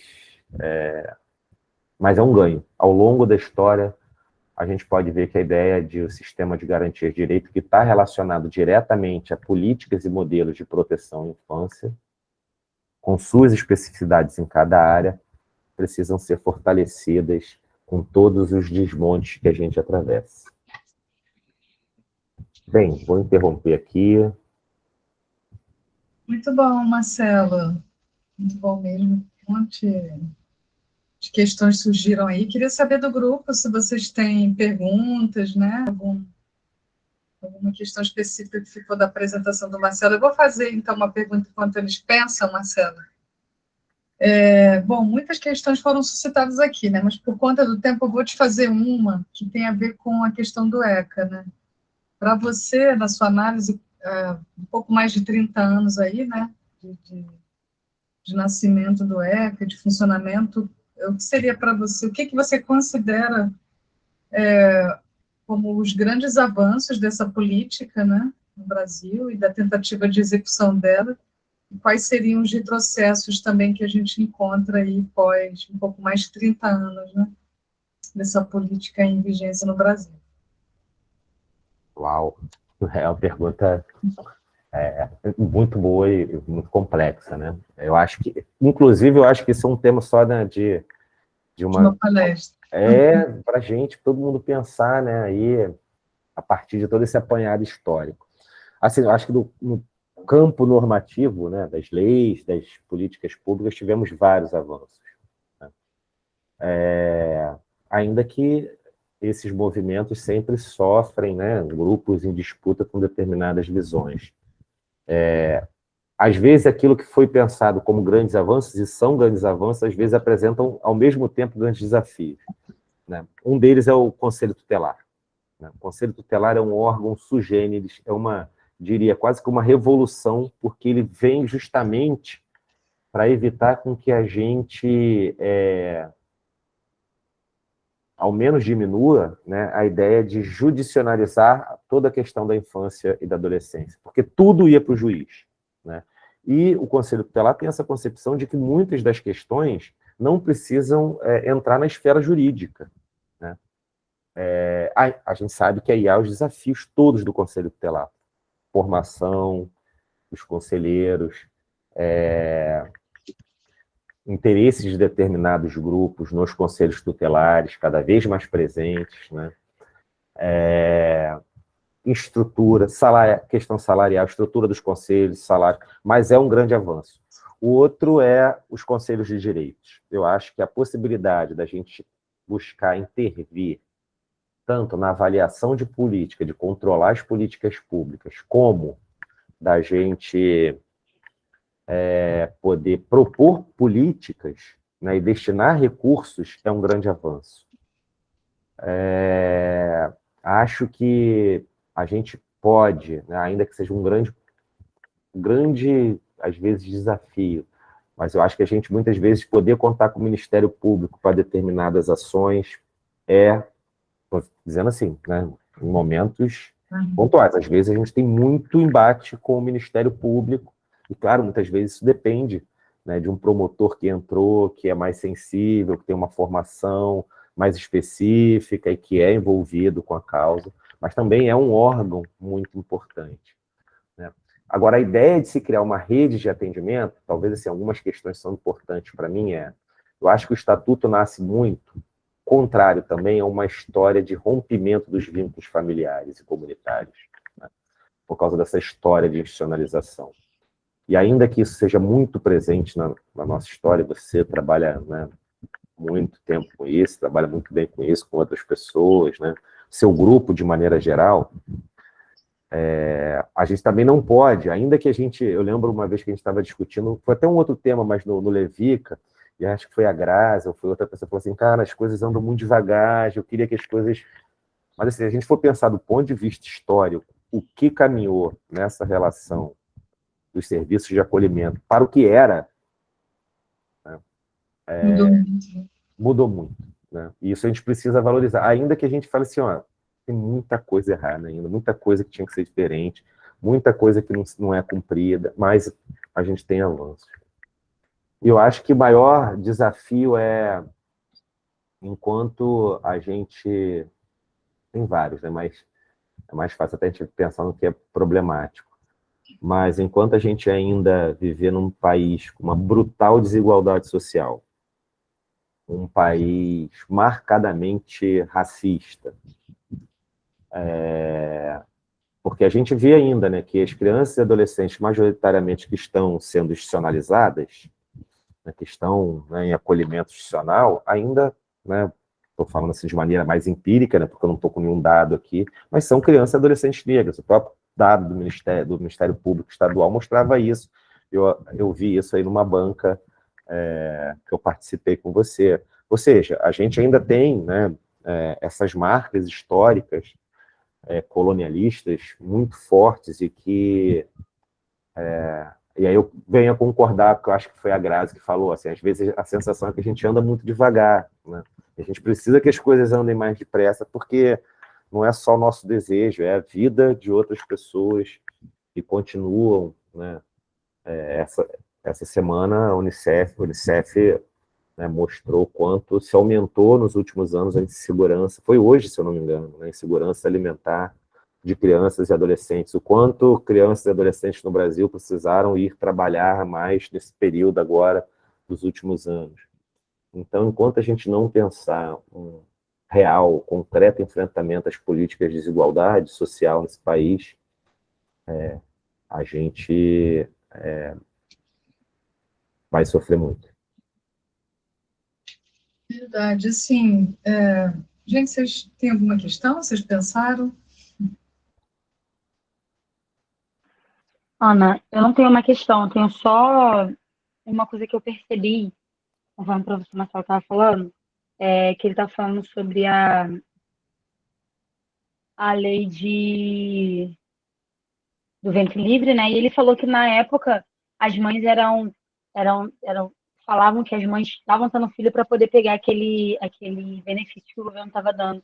E eu lembrei muito, tipo, do Bolsa Família, né? Que diz muito que, tipo, as mães têm filhos e a quantidade de filhos para poder ter o Bolsa Família e aumentar esse benefício. Eu só fiz esse paralelo porque eu achei que tinha...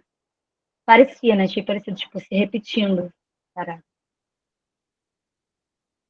É isso. O Bolsa Família, só para pegar o que você falou, com todos os problemas que, né, a gente pode ter na gestão do Bolsa Família e tal, um avanço em várias ordens, né? E vejam, esse pequeno avanço, esse pequeno recurso destinado a essas famílias, geram todas essas críticas que você trouxe, né, e Yasmin que falou, se não me engano, e o quanto isso, essa pequena, né, redistribuição de renda, esse pequeno alívio da pobreza, foi capaz de gerar um movimento, a gente dizer que a gente está vivendo um país que está virando comunista, ou seja, assim, por isso que eu falo, né, para mudar, quando eu estava falando da desigualdade social, tem que mexer em interesses, né, de certos grupos que estão aí há 523 anos, né, na manutenção e no controle do orçamento e dos direitos e determinando, né, quem é cidadão, quem não é cidadão, quem tem direito à renda, quem não tem direito à renda. Então, mexer numa verdadeira distribuição de renda, claro, a gente pode pensar aqui, não acho que não é nenhum momento, mas é algo que se derruba presidente, se derruba presidenta nesse país por causa disso, né? Porque o poder ainda oligárquico, né, da classe dominante brasileira. Hoje eu estava vendo um vídeo até que circulou lá no DeepSea, né, sobre uma fala, né, de conversando, e que tratava exatamente isso, o quanto a gente pode criar políticas, né, mas enquanto a gente não mexer de fato, né, agora, tem outros elementos também, né, assim, formação de profissionais, isso é fundamental, o envolvimento concreto também da universidade, de maneira, né, e aí nos responsabilizando, só para não falar que o problema está no outro. Mas a gente também, né, poder ter uma relação de disponibilização, de formação, e de uma formação mais horizontal, enfim. Essa, inclusive, era a questão que eu ia trazer para você, né, para a gente fechar, porque eu acho que isso é pensar também o nosso lugar, afirmar ou reafirmá-lo, pensando nessa questão da desigualdade que você trouxe, que é um grande, para você ainda um retrocesso, mas como a gente pode, né, enquanto universidade, trabalhar para diminuir esse retrocesso. Então, você já está meio que respondendo, só queria que você terminasse falando um pouco isso, porque eu acho que é um movimento que a gente tenta fazer na universidade, no departamento, no Levica, e eu penso que nós aqui, hoje reunidos com os alunos, né, é importante a gente marcar esse lugar. Eu acho, assim, tentar de maneira bem rápida, assim, lembrar né, hoje a gente teve a morte de pessoas por desmoronamento em São Gonçalo, né? E aí, pensando assim, o que a psicologia tem a ver com isso? Tem tudo a ver com isso, né? Eu acho que, em primeiro lugar, a gente tem que pensar por uma outra atuação dos profissionais e das profissionais da psicologia. Isso passa para a gente nesse processo de formação, mas nós, profissionais de psicologia, quando eu falo dessa questão de desmoronamento, eu estava até falando isso numa aula que eu estava dando, assim, a gente tem um papel, quando a gente fala, né, que é da mobilização popular, da construção popular, de um projeto democrático, popular do Estado. E, para isso, né, a psicologia tem um papel muito importante. Não é um papel só de militância política. Ele é de militância política, mas ele também é de uma ideia de subjetividade do sujeito que está em curso. Né? O que é autonomia? Quando a gente pega lá os documentos da assistência social, autonomia, protagonismo, né? Assim, como que a psicologia pode se engajar nisso? Né? E você que vai estar trabalhando num CRAS, no CREAS, quando a gente fala de sistema de garantia de direitos, se a gente for pensar, o psicólogo, a psicóloga está em quase todos os órgãos que participam do sistema. É Ministério Público, é no Judiciário, está na Defensoria, está no CRAS e CREAS, está nas escolas, está na saúde, enfim, ou seja, a gente tem um papel tão importante, né, nós temos, né, hoje como professores, de repente alguns aqui também como professores, mas isso, de pensar um processo de formação constante, né, porque a gente viu aí nos últimos anos que o retrocesso é possível, muito rápido, né, que determinadas forças se organizam e, de repente, começam a disputar determinadas questões, determinadas pautas, que menina veste rosa, menino veste azul, isso tem que ser política de Estado para criança e adolescente, né? Então, a gente tem um papel que ele não é um papel só de denúncia, ou que possa ser confundida como militância. Ele é militância, mas ele é também um processo de constituição de novos sujeitos, né? Novas subjetividades, novas lutas, novas liberdades, autonomias. Né? Então, caminha a ser conquistado dentro de cada um do equipamento. Quem for trabalhar aqui na assistência vai ter que se deparar com essas questões, né? Ou você, muitas vezes, vai estar ali, né, com um determinado olhar, com determinada prática, avaliar sempre esse olhar, essa prática, o que ela está produzindo, qual é a força que ela produz, né? Se ela contribui com todo esse histórico na área da infância, né, de um olhar minorista, preconceituoso, de policialesco sobre as famílias, ou se ele é uma que busca, de fato, a emancipação cidadã, a construção de novos sujeitos, novas visões sobre a forma de ser e estar no mundo, né, de uma psicologia dentro desses equipamentos da saúde, da assistência, antirracista, né? Enfim, são questões que a psicologia não pode mais se ausentar. Muita gente já luta isso, nós também não vou negar que muita gente já trabalha, né, e há muito esforço, mas a gente precisa avançar nisso. Bom, eu queria agradecer aí pelo convite, já me disponibilizando mais uma vez. Com certeza, podemos avançar nisso. Essa foi a parte 1, né? Essa foi a parte 1. Quando eu terminei a apresentação, eu falei assim, gente, se a parte... Vou conseguir até aqui, depois disso. Mas eu acho que é tão importante essa compreensão histórica.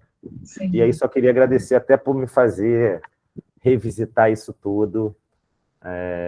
E é só um último detalhe. Eu lembro que esse meu interesse histórico, né, pela legislação, a história da infância, começou quando eu estava trabalhando, montando uma base de dados das leis da criança e adolescente. Existe uma base de dados, eu acho que ela ainda está operante, que está vinculada à PUC-Rio, lá com a professora Irene Risini, e são todas as leis do Império para cá, né, que você pode acessar. Só que, na época, a gente não tinha scanner, não tinha nada. Então, eu estava começando, eu digitava. E é um português que não é... Enfim, né, passou por várias revisões o português. Até algumas partes que eu mostrei lá, vocês devem ter visto o português. Então, eu ficava digitando. Fiquei, assim, horas digitando aquilo.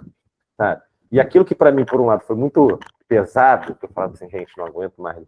Isso abriu depois, assim, uma concepção... Nossa, são as contradições da vida. É um trabalho, para mim, né, chato, maçante, mas que... Como você aprendeu, né? Caramba. Isso, obrigado. Obrigada pelo tempo aí, pelo carinho, né? Sempre muito disponível aí para o Levica.